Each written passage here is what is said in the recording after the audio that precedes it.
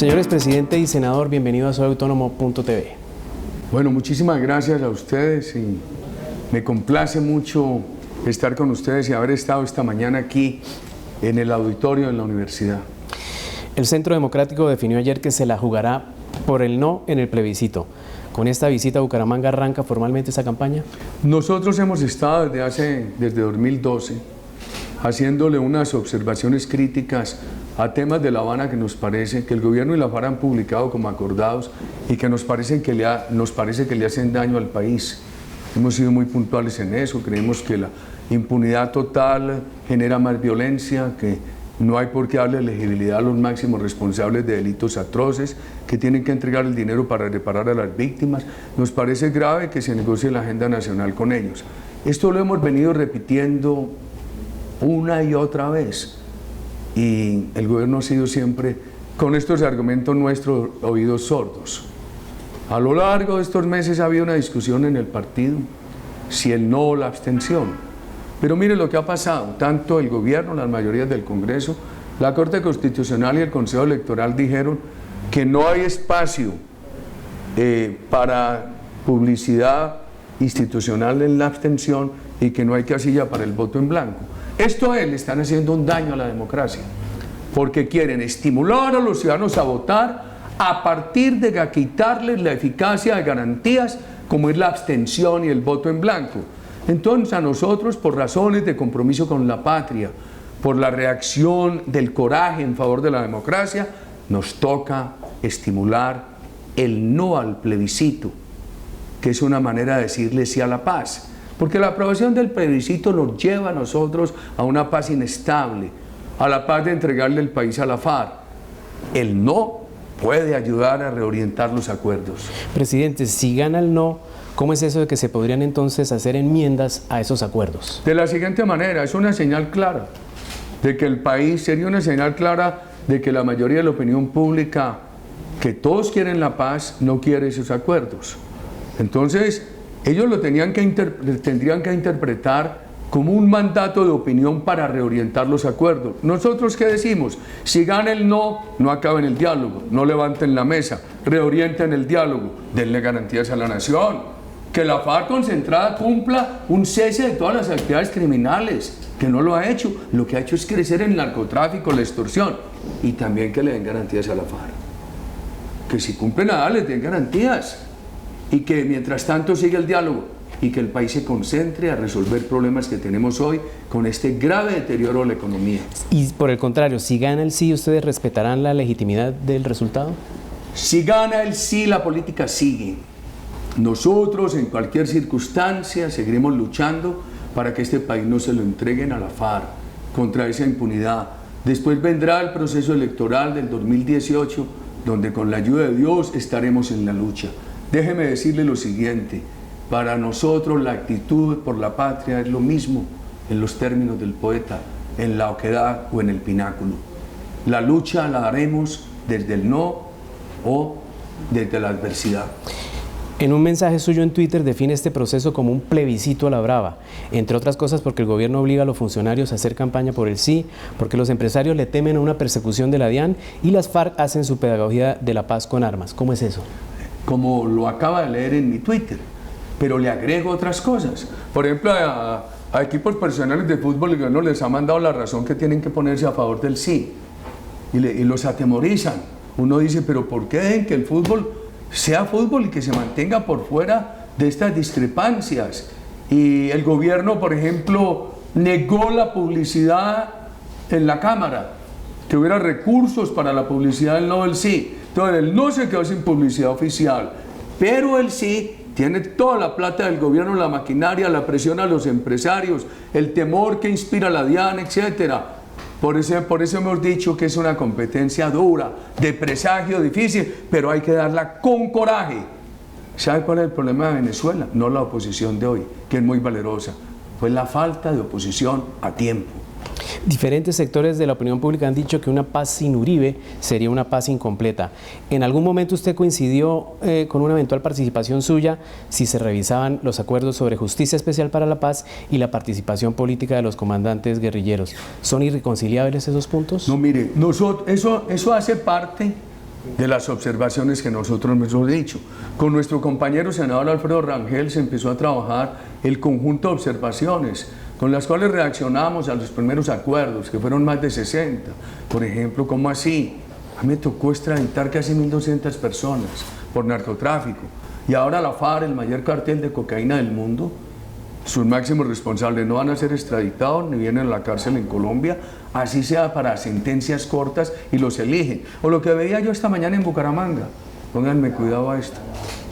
Hay muchachos colombianos en las cárceles por actos sexuales abusivos, porque en Colombia se han endurecido las penas para defender la dignidad de la mujer, y el gobierno nuestro lo hizo. ¿Cómo le parece lo que hay ahora en La Habana? La FARC, que es campeón en violación de mujeres, en secuestrar niñas, violarlas, o entregarle el cuerpo de las niñas a los cabecillas, y cuando están embarazadas obligarlas con fusil a abortar, no van a ir a la cárcel, los van a elegir. Entonces a nosotros eso nos parece muy grave. Nosotros estamos hablando contra la impunidad, contra ese riesgo, ese mal ejemplo de la elegibilidad política de los que han desangrado al país desde hace mucho tiempo. ¿Por qué lo volvemos a repetir la semana pasada? Porque siempre hemos tenido buena fe. Hemos insistido en el diálogo, en el Congreso, en una parte, en la otra, y ha sido como hablarle a esta pared. Por eso, hoy le tenemos que hablar es a los colombianos, en auditorios como este de la Universidad Autónoma de Bucaramanga, esta mañana que nos ha dado la oportunidad de expresar nuestras tesis.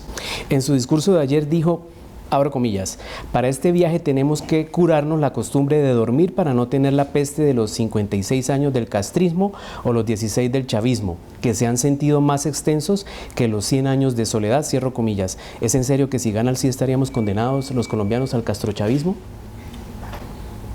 Primero déjeme hablar del viaje a pie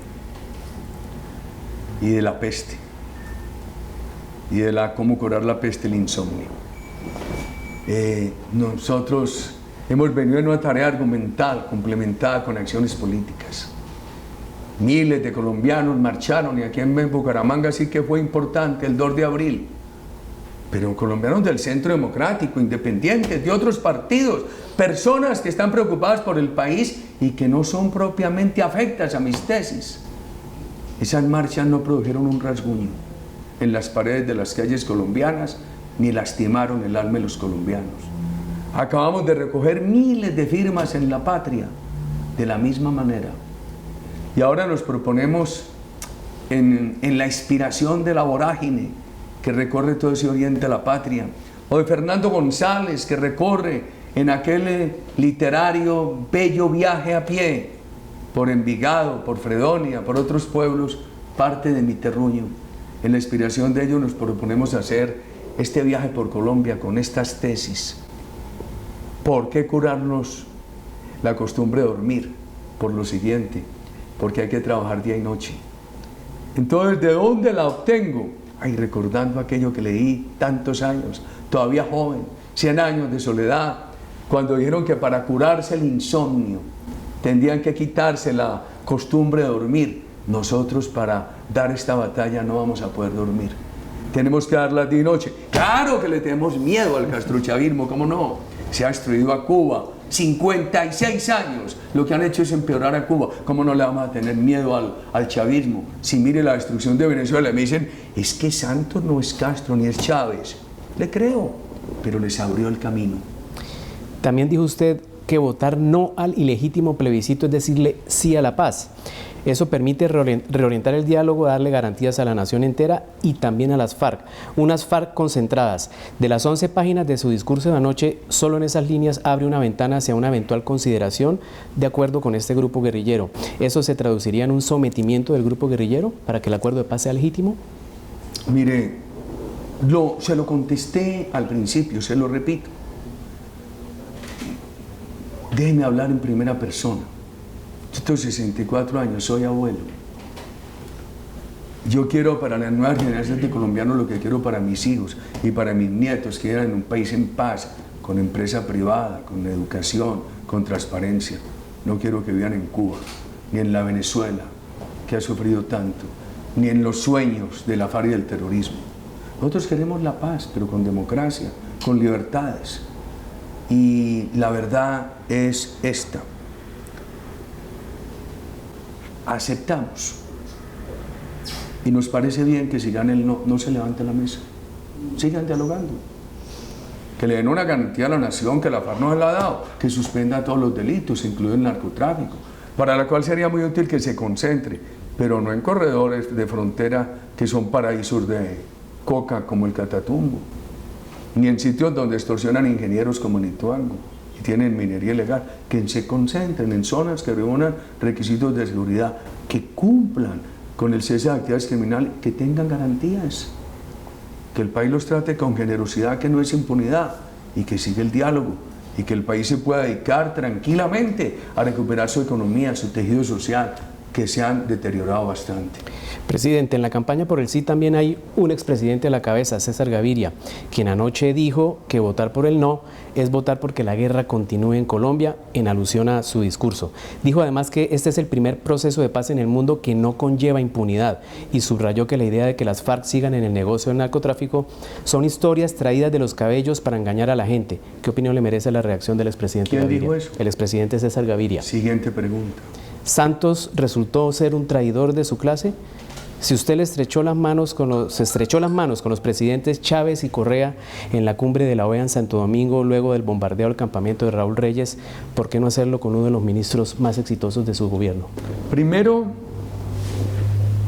el gobierno nuestro tuvo 5 ministros de defensa. Lo hizo muy bien Marta Lucía Ramírez, lo hizo muy bien Jorge Alberto Uribe, lo hizo muy bien Camilo Espina. Y un presidente que no dormía. Me curé en esa época la costumbre de dormir, por darle seguridad a los colombianos. Pero también logré una cosa. ¿Es verdad que usted no durmió esos años? Yo no dormí, pero tampoco los dejé dormir. Ellos llevan ahora 4 años durmiendo tranquilitos en Cuba, bien dormidos y bien comidos y bien bebidos. En esos años no podían repetir noche en campamento. Entonces hicimos un esfuerzo muy grande en las Fuerzas Armadas. El actual presidente de Colombia se hizo elegir diciendo que iba a continuar las políticas, y lo que hizo fue abandonarlas y hacer todo lo contrario. Hay unos profesores de la Universidad de Stanford que distinguen entre la traición y el engaño. La traición no importa aquí, porque eso es un tema personal. El engaño sí. ¿Por qué es el engaño a un gran electorado que le prometieron una cosa y le salieron con la opuesta? Presidente, 2 últimas preguntas. El escritor y periodista Gustavo Bolívar dijo: así odien a FARC y a Santos, no tiren a la basura la paz. No es un simple no, son 68 años de guerra, 4 de diálogo, 8 millones de víctimas. Esa es otra visión de otras personas que tienen con la esperanza sobre los acuerdos de la paz. Yo le contestaría al escritor y periodista Gustavo Bolívar: así queramos la paz, no pretendamos conseguirla al costo de entregarle el país a las tiranías, porque esa paz así no dura. Última pregunta. La frase "me hago moler por Santander" era usual en sus campañas a la presidencia y durante sus 2 gobiernos. ¿Sigue pensando lo mismo? Claro. Por eso anoche, después de que terminamos el acto en Bogotá, tomé de inmediato un avión para venirme a Bucaramanga y reanudar hoy este viaje a pie por la patria aquí en esta tierra. Presidente, muchas gracias por estar con nosotros. A ustedes siempre mi gratitud.